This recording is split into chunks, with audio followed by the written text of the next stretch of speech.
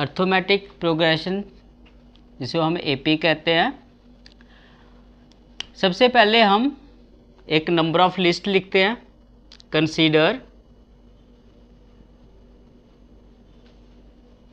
Number of list मेरे पास आ गई जैसे 2, 4, 6, 8 अप टू सो ऑन।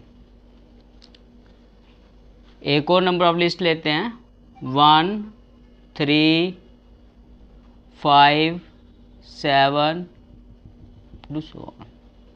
एक और नंबर ऑफ लिस्ट लेते हैं 1, 4, 9, 16, 25 up to so on.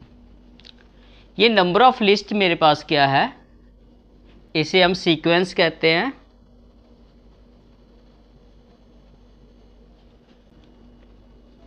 These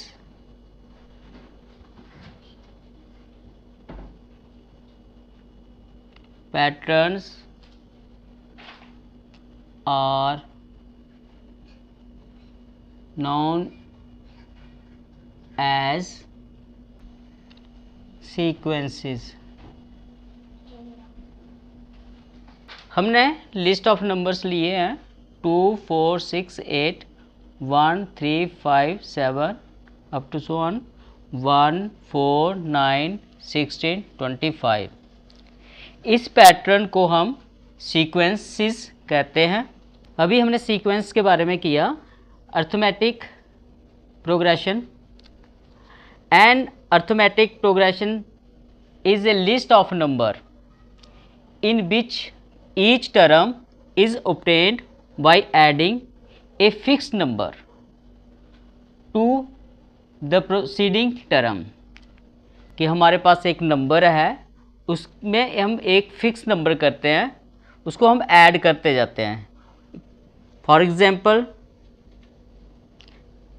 मैंने एक नंबर लिया 2, अब मैं एक नंबर लेता हूँ जो इनमें ऐड करता हूँ। 3 ले लेता हूँ, 3 मैंने इसमें ऐड किए तो मुझे क्या फाइंड हुआ, नेक्स्ट नंबर मिलेगा 5। मैंने इसमें 3 ऐड किया। अब नेक्स्ट नंबर अगर मैंने ऐड किया 3 तो मुझे मिलेगा 8। नेक्स्ट ऐड किया 3, 11 ऐड किया 3, 14 ऐड किया 3, 17। Each term is obtained adding fix number. Fix number मेरे पास क्या आ गया, 3 आ गया। टू द प्रोसीडिंग टर्म, यानी कि मीनिंग हुआ कि हमें नेक्स्ट नंबर फाइंड आउट होता है।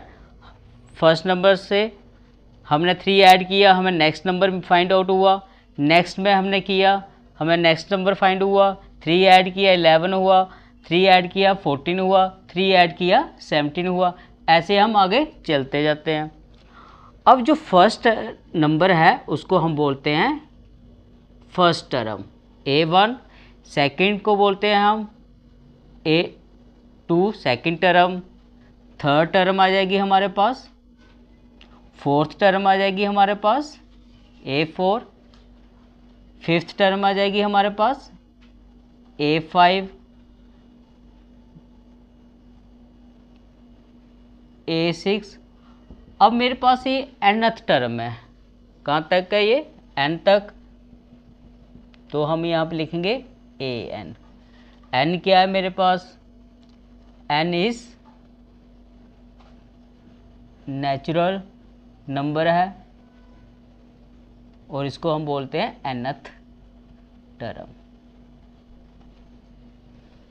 अब हमने जो फिक्स नंबर लिया है उसको हम बोलते हैं कॉमन डिफरेंस। कॉमन डिफरेंस जिसे हम d से डिनोट करते हैं। कॉमन डिफरेंस कैसे फाइंड आउट करेंगे, सेकंड टर्म में से फर्स्ट टर्म माइनस करेंगे, A2 माइनस A1। A2 मेरे पास है 5, 5 में से 2 माइनस किया मुझे 3 फाइंड हुआ। नेक्स्ट टर्म में प्रीवियस टर्म माइनस करेंगे, A3 में से A2 माइनस किया, A3 मेरे पास 8 है, -5 किया, 3 मिला। A4 में से A3 माइनस किया, A4 11, 11 में से 8, हमारे पास आ गया 3। कॉमन डिफरेंस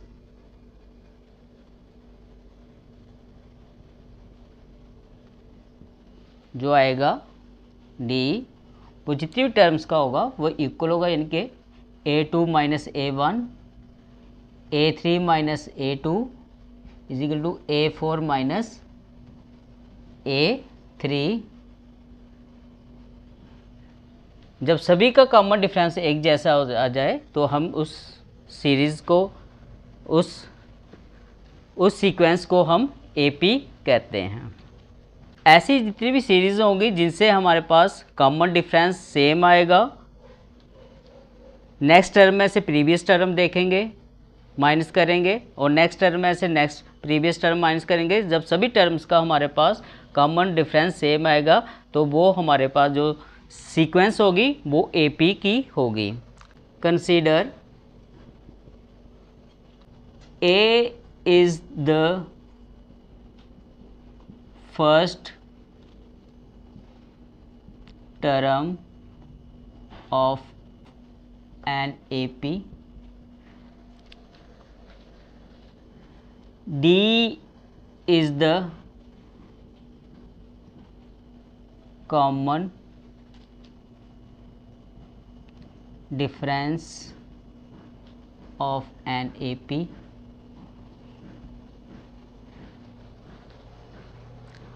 अब A मेरे पास फर्स्ट टर्म आ गई, A जो है हमारे पास फर्स्ट नंबर है जिसे हम फर्स्ट टर्म कहते हैं।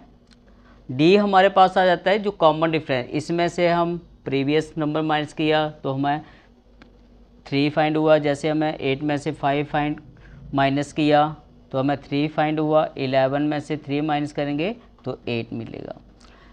तो इस ऐसी सीक्वेंस को हम क्या कहते हैं, AP कहते हैं। General term of an AP, A is the first term and D is the common difference. First term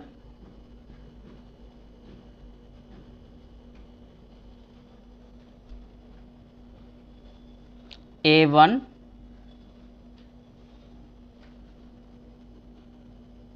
जिसे आप T1 भी लिख सकते हैं, मेरे पास A आ गया first term. Second term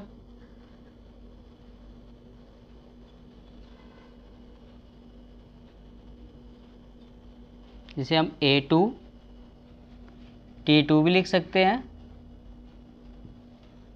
second term हमारे पास जो फिक्स नंबर है वो D है, A में D ऐड किया, ये मेरे पास सेकंड टर्म हो गई।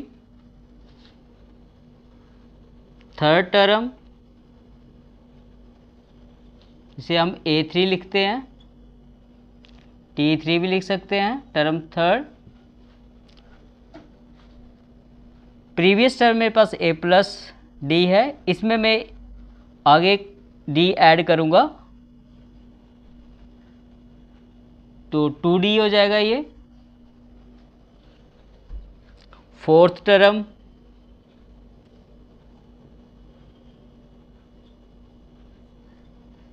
A4 T4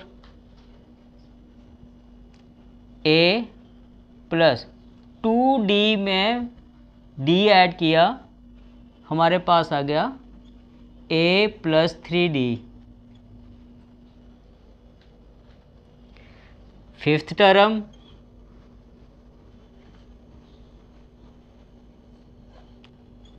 A5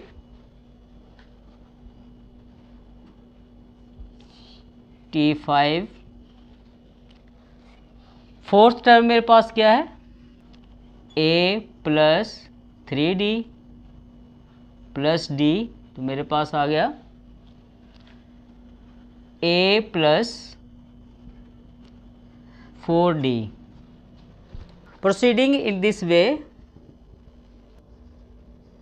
nth term an, यहाँ पे देखिए A1 A, A2 A plus D, A3 A plus 2D, A4 A plus 3D,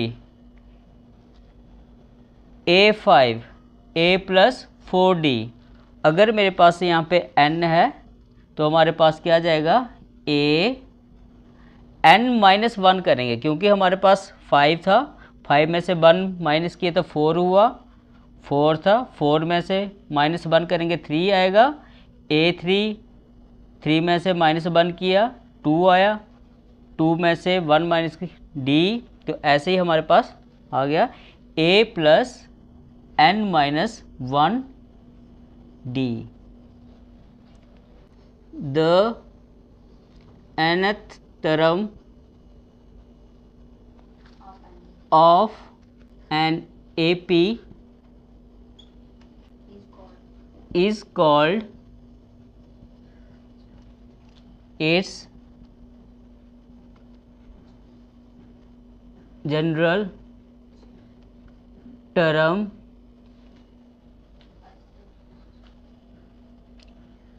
nth term जो है हमारे पास general term of N A P आ गई, और इसी को हम लास्ट टर्म भी कहते हैं, last term of N A P, जिसे हम डिनोट करते हैं by L. Last term of N A P, last term of an AP denoted by L। AP finite AP,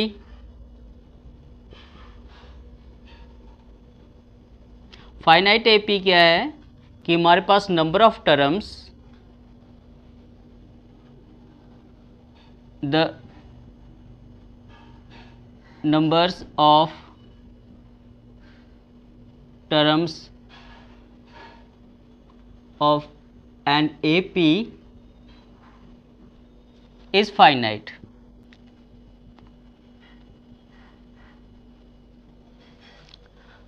finite AP क्या है कि the number of terms of an AP is finite, then an AP is called a finite AP। Infinite AP,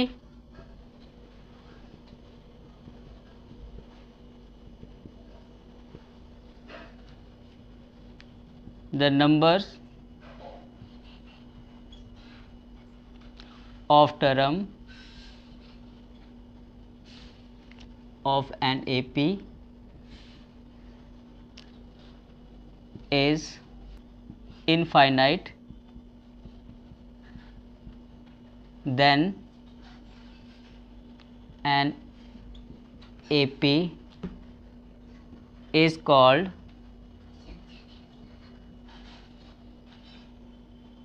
infinite AP। For example, 2, 4, 6 8 up to 20th terms. ये मेरे पास finite AP हो गई।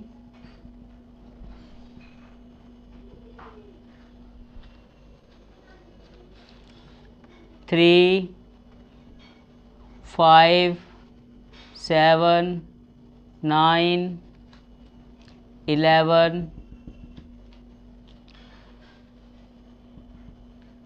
up to so on infinite AP। जो number of terms हमें given the हो कि हमने कहाँ तक लेनी है, जिनका फाइनाइट वैल्यू को गिवन दी हो उसको हम फाइनाइट एपी कहते हैं, और जिसमें हमें कोई वैल्यू गिवन नहीं दी है कहाँ तक है, वो हमारे पास इनफाइनाइट एपी आ गई। Write the AP if A is equal to 5 D is equal to 2। हमें फर्स्ट टर्म ए दी है और जो फिक्स पॉइंट है कॉमन डिफरेंस वो हमें 2 दिया हुआ है। तो हमने एपी कैसे करेंगे, 5 प्लस 2 किया मैंने, 5 प्लस 2 7, 7 प्लस 2 नेक्स्ट टर्म मिलेगी 9, 9 प्लस 2 करेंगे 11, 11 में प्लस 2 करेंगे 13 अप टू, ये मेरे पास फर्स्ट टर्म आ गई, ये सेकंड टर्म आ गई, ये थर्ड टर्म आ गई, ये फोर्थ आ गई, ये फिफ्थ आ गई। देयरफॉर रिक्वायर्ड AP is 5 7 9 11 13 ये इसका आंसर हो गया हमारे पास। सेकंड पार्ट लेते हैं हम। If A is equal to 4 and D -1, इसको भी हम ऐसे ही करेंगे। ऐसे ही हम 4 -1, 4 में से -1 किया 3, 3 में -1 किया 2, 2 में -1 किया 1, 1 में -1 किया 0, 0 -1 अप टू सो ऑन। अब ये जो सीक्वेंस है हमारे पास, इस सीक्वेंस को हम क्या बोलेंगे, AP। Therefore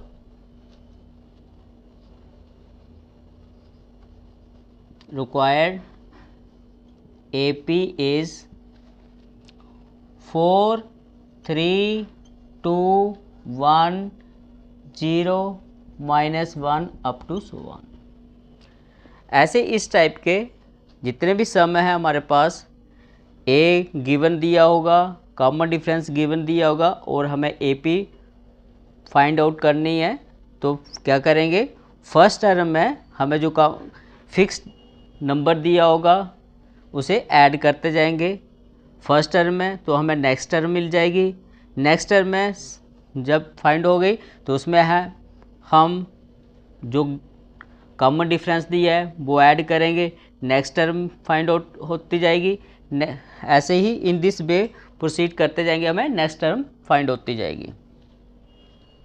next, which of the following sequence and AP, हमें ये सीक्वेंस दी गई है, इसमें हमने बताना ये AP है कि नहीं है।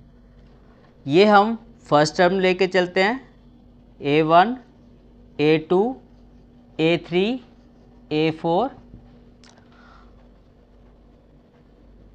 अब हम D फाइंड आउट करेंगे। सेकेंड टर्म में फर्स्ट टर्म माइनस किया, A2 माइनस A1, 10 -4 6 फाइंड हुआ। ऐसे ही A3 में से A2 माइनस करेंगे। A3 मेरे पास 16 है, 16, A2 10, 16 में से 10 माइनस किया 6 आ गया। A4 में से A3 माइनस करेंगे,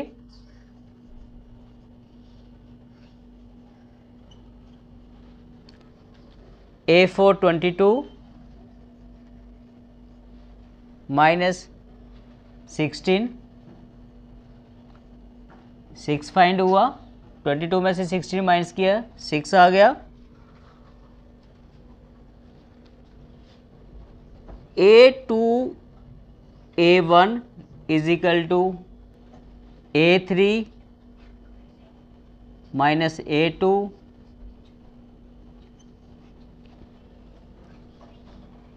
A4 माइनस A3, 6 के इक्वल, 6 के आ गया मेरे पास कॉमन डिफरेंस D, हमारे पास कॉमन डिफरेंस D इक्वल आ गया। Therefore given sequence is an AP।